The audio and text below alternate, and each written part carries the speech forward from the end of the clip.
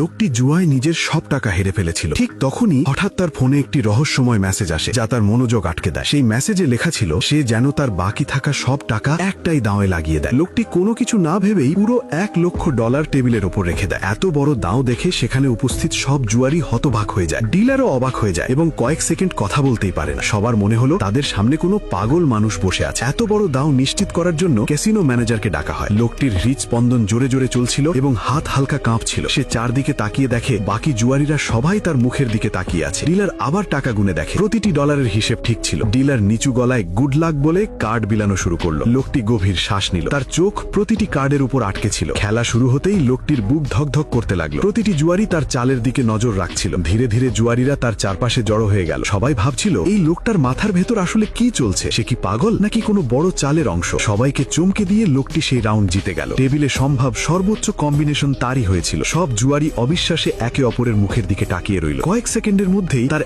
$1,00,000 বেড়ে কয়েক লক্ষ হয়ে গেল। এই অদ্ভুত ঘটনার সঙ্গে সঙ্গেই ক্যাসিনো মালিকের নজরে আসে। মালিক তৎক্ষণাৎ সিসিটিভি ফুটেজ চেক করার নির্দেশ দেয়। ফুটেজে দেখা যায় দাও দেওয়ার আগে লোকটি শুধু নিজের ফোনটাই দেখেছিল। কোনো ধরনের প্রতারণা বা ভুল কাজের প্রমাণ পাওয়া যায়নি। সিকিউরিটি তার নাম ব্ল্যাকলিস্টে চেক করে, কিন্তু তার রেকর্ড একেবারেই পরিষ্কার ছিল। এদিকে লোকটি তার দ্বিগুণ উপার্জন নিয়ে ক্যাসিনো থেকে বেরোতে যাচ্ছিল। ঠিক তখনই তার ফোনে আবার একটি মেসেজ আসে। সেই মেসেজে লেখা ছিল স্লট মেশিন নম্বর 13-তে $1,000,000